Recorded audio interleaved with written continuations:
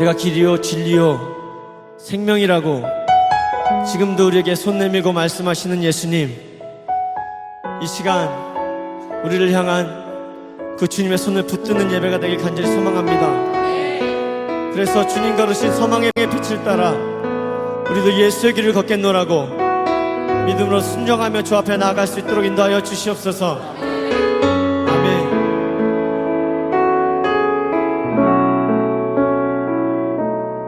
안개 속에서 주님을 보내 아무도 없을 것 같아 그곳에서 손 내미셔서 나를 붙드네 길 잃고 쓰러져가던 그곳에서 안개 속에서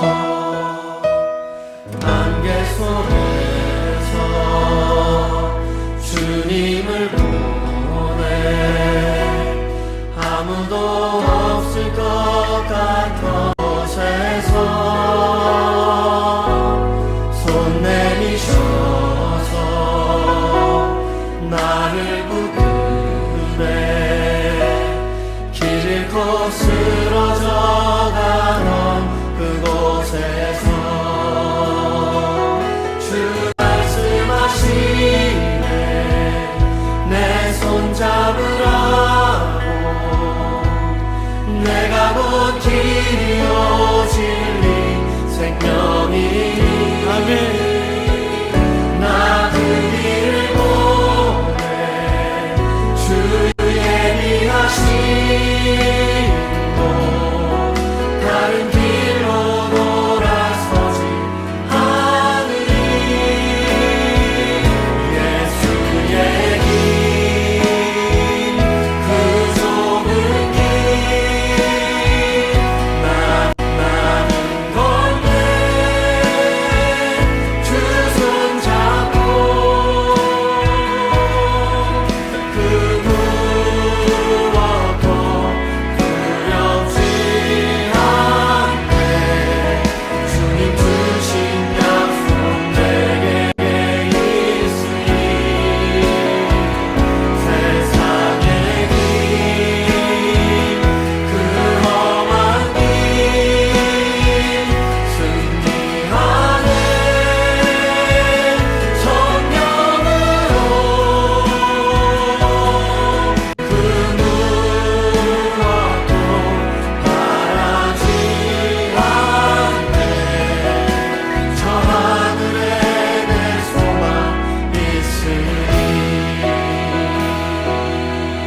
다시 한번 믿음으로 고백하십시다.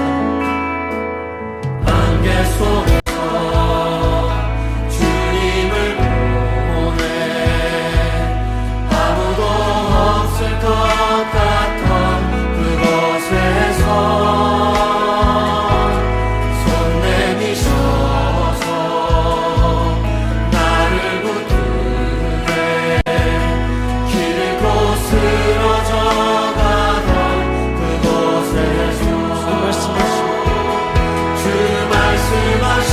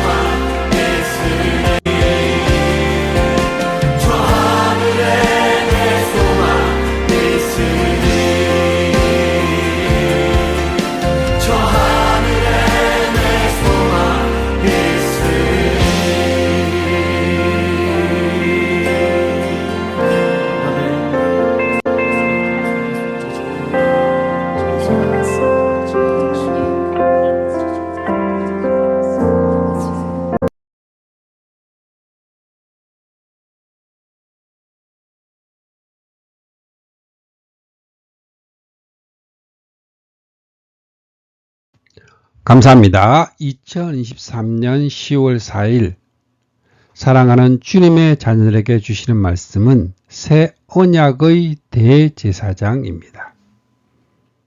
성경 말씀은 히브리서 8장 6절에서 7절 말씀입니다. 그러나 그는 더 아름다운 직분을 얻으셨으니 그는 더 좋은 약속으로 세우신 더 좋은 언약의 중보자시라. 저 첫 언약이 무흠하였더라면 둘째 것을 요구할 일이 없었으려니와. 아멘. 히브리서 8장 6절에서 7절 말씀입니다. 히브리서 8장은 13절밖에 안 되는 짧은 장입니다. 그러나 내용은 영광스러움으로 가득합니다. 히브리서 7장 26절에서 이러한 대제사장은 우리에게 합당하다 말씀한 저자는 8장 1절에서 이러한 대제사장이 우리에게 있다는 것이라 말씀을 받고 있습니다. 히브리서는 1장부터 시작하여 10장 18절에 이르기까지 이러한 대제사장이 우리에게 있다는 주제를 계속적으로 증거합니다. 그러므로 8장도 이러한 대제사장이 우리에게 있다는 중요성을 계속적으로 증거합니다. 첫 번째로 더 좋은 성막의 대제사장입니다. 히브리서 8장 1절에 지금 우리가 하는 말의 요점은 이러한 대제사장이 우리에게 있는 것이라. 그가 하늘에서 지극히 크신 이의 보좌 우편에 앉으셨으니 합니다. 히브리서 8장은 지금 우리가 하는 말의 요점은 하고 시작을 합니다. 성경 모두가 중요하고 히브리서의 모든 말씀이 중요합니다. 그 중에서도 이러한 대제사장이 우리에게 있음이 굉장히 중요하다고 말씀합니다. 이러한 대제사장이 우리에게 있다는 것이 어떤 면에서 우리가 하는 말의 요점이 될까요? 죄로 말미암아 하나님과 단절이 된 죄인은 하나님 앞에 직접 나아갈 수 없게 되었습니다. 대속제물과 이를 드려줄 제사장의 중보를 통해서만 하나님과의 교제가 가능해졌습니다. 그렇다면 이러한 대제사장은 어떠한 제사장일까요? 그가 하늘에서 지극히 크신 이의 보좌 우편에 앉으셨으니 땅에 있는 성막에서 섬기는 제사장이 아니라 하늘에 있는 성수에서 섬기는 제사장입니다. 이것이 성소와 참 장막에서 섬기는 이시라. 참 장막이라는 표현에 나타납니다. 대제사장마다 예물과 제사 드림을 위하여 세운 자니 그러므로 그도 무엇인가 드릴 것이 있어야 할지니라. 대제사장마다 예물과 제사 드림을 위하여 세운 자니 모세의 율법에서는 예물과 제사를 반드시 대제사장의 중보를 통해 드려야 합니다. 그러나 그리스도의 십자가 사역으로 인해 성소 휘장이 찢어지고 그리스도께서 우리의 대제사장이 되어 주심으로 인해 누구든지 그 피를 힘입어 담대히 성소에 들어가 하나님께 예물과 제사를 드릴 수가 있게 되었습니다. 예물과 제사 드림이란 창세기 4장 4절에서 5절 아벨과 그 제물과 가인과 그 제물, 출애굽기 10장 9절 남녀노소와 양과 소, 히브리서 11장 4절 아벨은 가인보다 더 나은 제사를 하나님께 드림으로 의로운 자라 하시는 증거를 얻었으니 하나님이 그 예물에 대하여 증언하십니다. 로마서 12장 1절에서 2절 너희 몸을 하나님이 기뻐하시는 거룩한 산제물로 드리라. 예수님께서 만일 땅에 계셨더라면 제사장이 되지 아니하셨을 것이나 이런 율법에 따라 예물을 드리는 제사장이 있습니다. 왜냐하면 예수님은 레위 지파 출신이 아니라 유다 지파를 통해서 오셨고 땅에는 이미 율법을 따라 예물을 드리는 제사장이 있기 때문입니다. 그런데 그들이 섬기는 것은 하늘에 있는 것의 모형과 그림자라. 모세가 장막을 지으려 할 때에 지시하심을 얻음과 같으니 이르시되 삼가 모든 것을 산에서 내게 보이던 본을 따라 지으라 하셨느니라. 모형은 표현이 중요한데 모세가 지은 성막은 자기 임의대로 지은 것이 아니라 하나님이 명하신 설계도대로 지은 것입니다. 하나님께서 내게 보이는 모양대로 지을지니라 명하셨다는 것은 무의미한 것이 아니라 성막 모양을 통해서 보여주시려는 계시가 있으셨기 때문입니다. 그래서 모형이라 하는 것입니다. 9장에 가서 보게 될 것입니다만 하나님께서 명하신 성막 모양은 의문에 쌓여있는 복음입니다. 그렇다면 하나님께서는 왜 모형과 그림자를 통하여 계시하셨을까요? 모형을 통해서 참것을 알게 하시기 위해서입니다. 우리의 듣는 것이 둔하기 때문입니다. 참것이 왔을 때 결정적인 증거가 되기 위해서입니다. 그렇기 때문에 신약은 구약에 의해서 입증되며 구약은 신약의 빛 아래에서 해석되어야 합니다. 두 번째로 더 좋은 언약의 중보자입니다. 히브리서 8장 6절 말씀에 그러나 이제 그는 더 아름다운 직분을 얻으셨으니 이는 4절에서 예수님께서 만일 땅에 계셨더라면 제사장이 되지 아니하셨을 것이니 하는 말씀과 연결이 되는 것으로 모형으로 주어진 성막에서 섬기는 제사장 직분에 비해 참 장막에서 섬기시는 더 아름다운 직분을 얻으셨음을 드러내는 말씀입니다. 그래서 6절 한 절 안에는 더 아름다운 직분과 더 좋은 약속, 더 좋은 언약의 중보자로서 더 좋은 강조합니다. 여기서 중요한 점은 중보라는 말입니다. 더 좋은 언약의 중보, 새 언약의 중보, 새 언약의 중보이신 예수님이라고 말씀합니다. 모세는 하나님께서 나와 같은 선지자 하나를 너를 위하여 일으키시리니 하고 예언을 했습니다.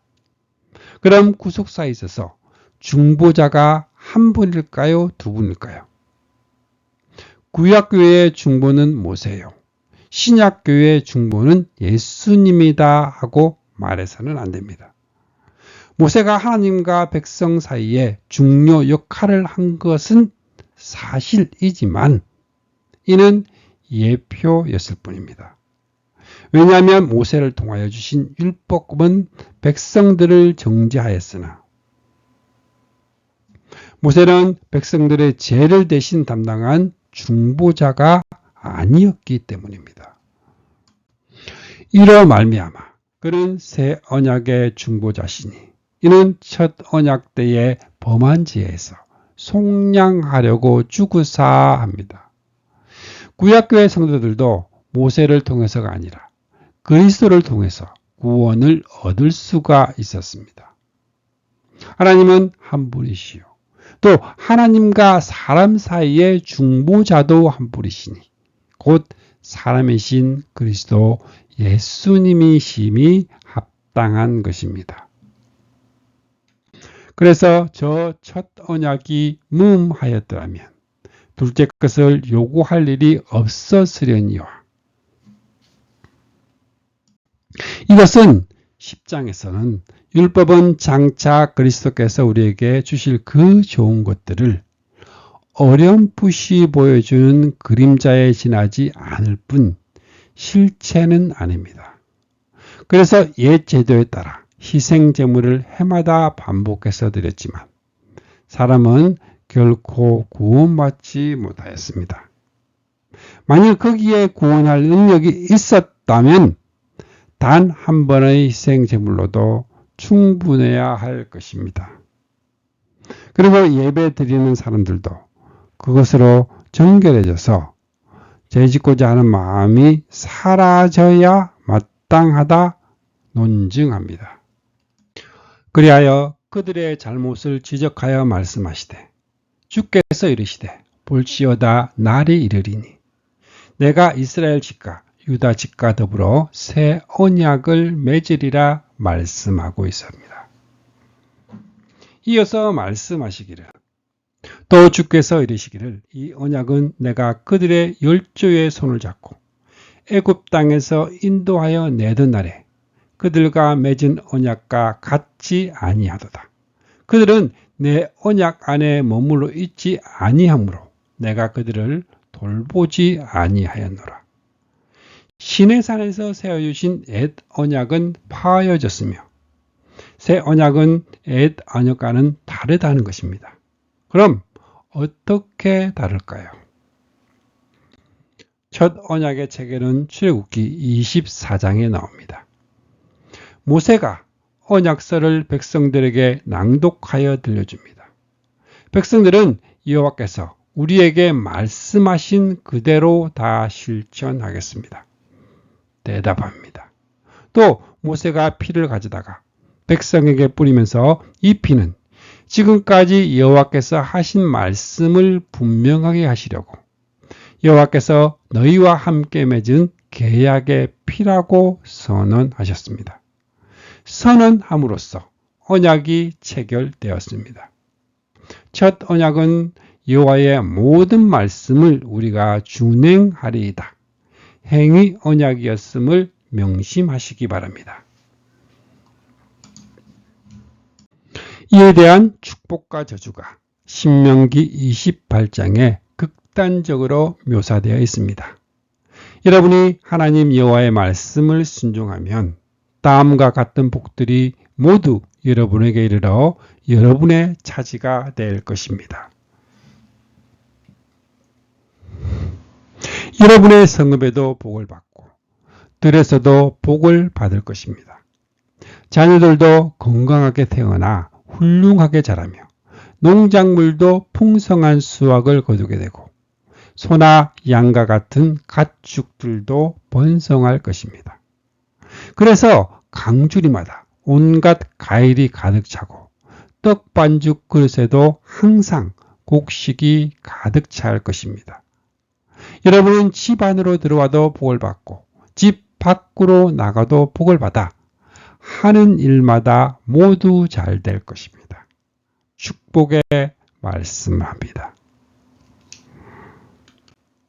그러나 만일 여러분이 여러분의 하나님 여호와의 말씀에 순종하지 않고 내가 오늘 여러분에게 전한 주님의 모든 명령과 규정을 지켜 행하지도 않으면 다음과 같은 저주들이 모두 여러분에게 내려 여러분의 차지가 될 것입니다.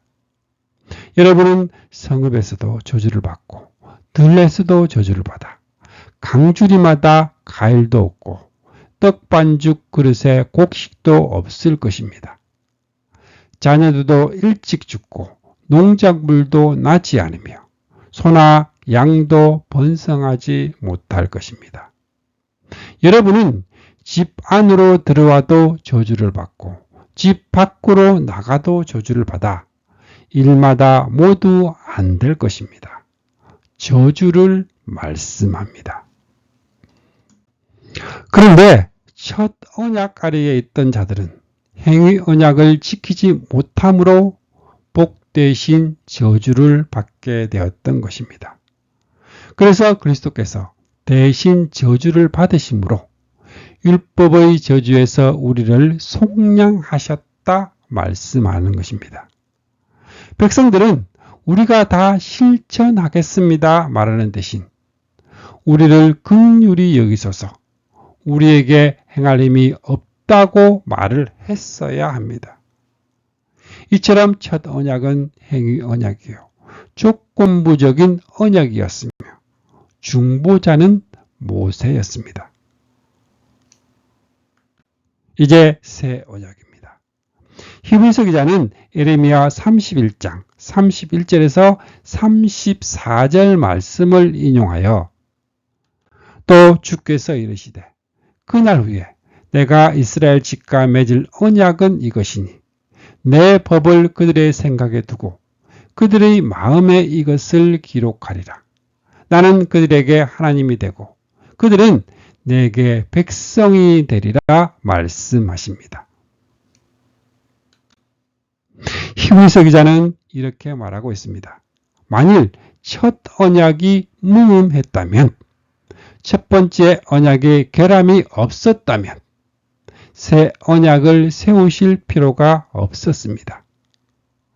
언약론은 언약신학이라는 장르가 형성될 정도로 방대하고 중요합니다. 이를 명확히 알아야만 하나님의 구원 계획을 깨달을 수 있습니다. 그렇다면 첫 언약이 어떤 면에서 흠이 있었을까요? 자, 하나님의 입장과 사람의 입장에서 보겠습니다. 하나님의 입장에서 볼 때 첫 언약인 율법 그 자체는 바르고 선한 것임을 여러분은 아실 것이라. 거룩하고 의롭고 선하다 말씀합니다. 하나님께서 흠이 있는 언약을 세워주지 않았습니다. 다시 말하면 첫 언약이 폐하여진 책임은 하나님께 있지 않다는 말씀입니다. 그들은 내 언약 안에 머물러 있지 아니하므로 시편 95편 7절에서 11절 그들은 마음이 미혹된 백성이라 내 길을 알지 못한다 하였도다.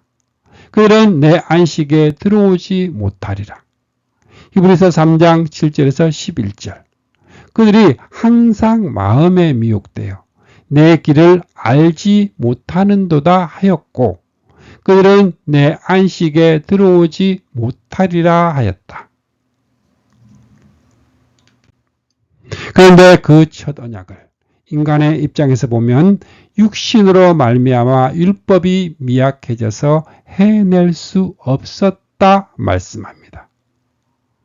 할 수 없는 책임이 율법에 있는 것이 아니라 전적 타락과 전적 부패하여 지킬 수 없는 인간에 있었습니다. 이 점을 에레미야에서는 도대체 흑인이 자신의 검은 피부를 바꾸거나 포범이 반점투성이의 자기 가죽을 바꿀 수가 있느냐. 그와 마찬가지로 너희도 제약을 행하는 습관에 너무 깊이 젖어 있어서 선을 행할 수 있는 능력이 없다. 자력구원의 불가능성을 말씀합니다. 이 언약을 전적 무능이라 합니다. 그런데 율법은 전적 타락한 인간을 정죄할 뿐 죄를 용서해 줄 기능이 없습니다. 전적 무능한 인간을 도와줄 방법이 없으므로 첫 언약은 흠이 있었다 말하는 것입니다. 그렇다면 하나님께서는 그런 율법을 왜 주셨을까요? 율법의 기능은 죄의 확산을 억제하기 위함입니다. 궁극적으로 율법으로 자력구원의 불가능성을 깨닫고 그리스도에게 인도하기 위해서 주어진 것입니다. 그러므로 첫 언약 때에 뿌려진 짐승의 피는 예표와 그림자일 뿐 죄를 용서할 능력은 없었던 것입니다. 첫 언약과 새 언약의 기능입니다. 내가 그들의 불의를 긍휼히 여김이고 그들의 죄를 다시 기억하지 아니하리라. 죄악을 용서하실 뿐만 아니라 다시는 그 죄를 기억지 아니하리라 하심을 깊이 생각하시기 바랍니다. 의로우신 하나님은 어떻게 우리 죄를 용서하시고 기억하지 아니하십니다.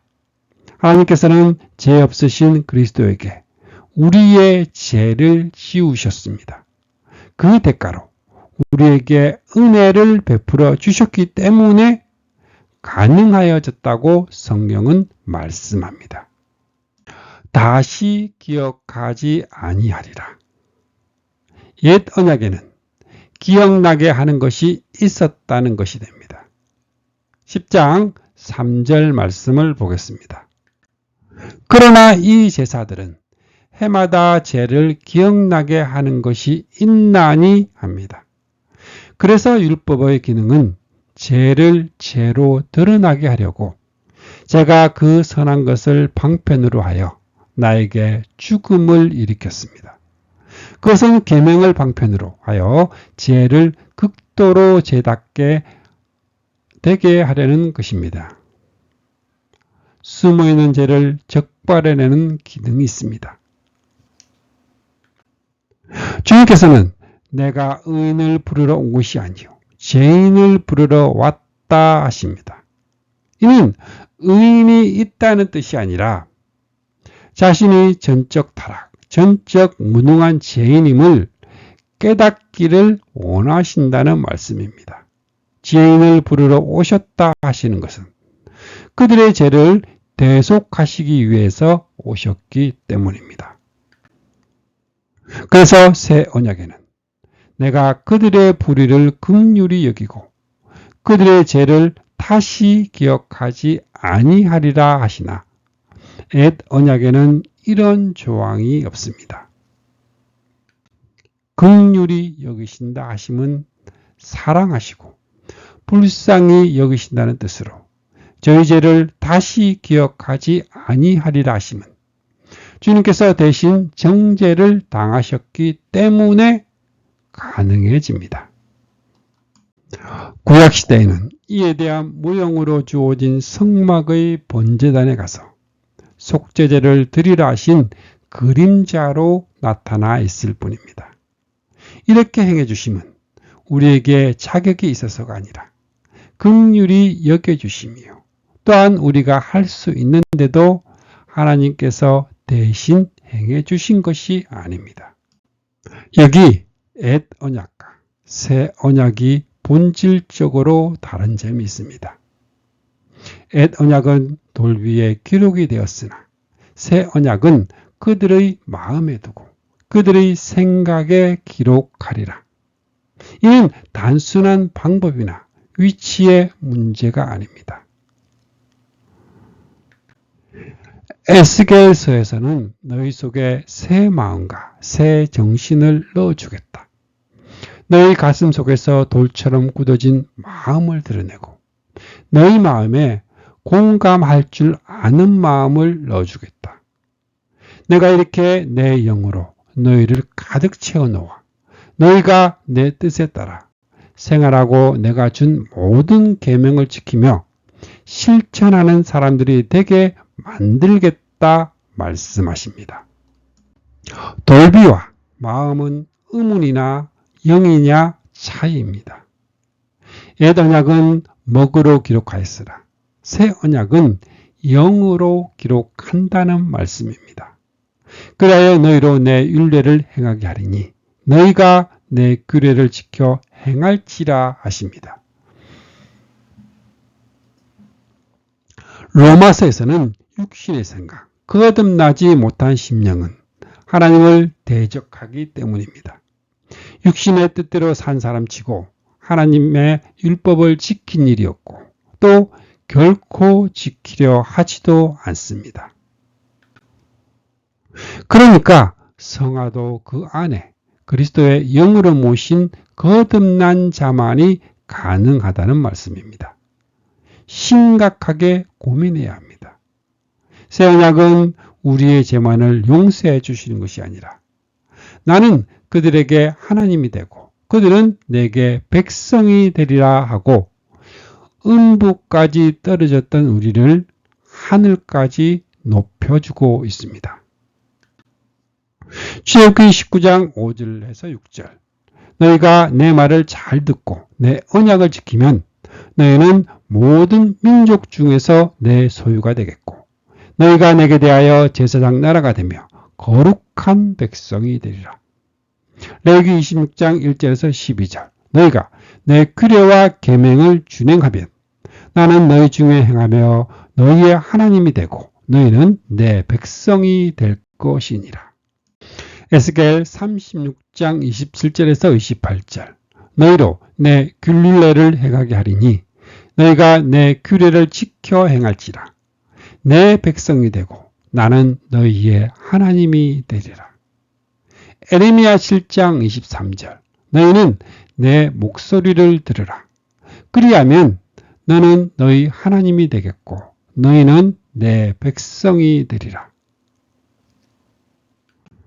그리하여 히브리서 8장은 새 언약이라 말씀하셨음에 첫 것은 낡아지게 하신 것이니 낡아지고 쇠하는 것은 없어져 가는 것이니라 결론에 도달하게 됩니다. 우리에게 있는 대제사장은 하늘에 있는 참 장막에 섬기시는 새 언약의 중보자이십니다. 이러한 대제사장이 우리에게 있다는 것은 참으로 행복하고 기쁨입니다. 말씀을 마무리하겠습니다. 첫 언약에는 무서운 저주와 처벌 규정이 있었습니다. 그러나 그토록 엄한 법으로도 범죄를 막지는 못했습니다. 인간은 더 엄한 법, 더 무서운 형벌을 가해야 한다고 생각합니다. 그러나 하나님은 그런 방법으로 해결하지 않으셨습니다. 자기 아들을 희생제물로 내어주시어 저들의 죄를 용서하시고 다시 기억지도 않으셨습니다. 그것뿐만이 아니라 그들을 영접하여 자기 백성, 자기 자녀로 삼아주셨습니다. 이것이 새 법, 새 언약입니다. 이 법으로만이 죄 문제를 해결할 수가 있습니다. 새 언약이 마음에 기록되어야 합니다. 새 언약, 복음이 선포되고 복음이 성도들의 마음에 기록되어야 합니다. 그래야 성령으로 거듭나게 됩니다. 이렇게 될 때 하나님의 사랑이 우리 마음에 부바되어 그리스도의 사랑이 우리를 휘어잡는 삶을 살아야 합니다. 하나님의 백성이 된 우리 성도님들 모두 그리스도의 사랑이 우리를 휘어잡는 삶을 살아가시기를 축복합니다. 아멘.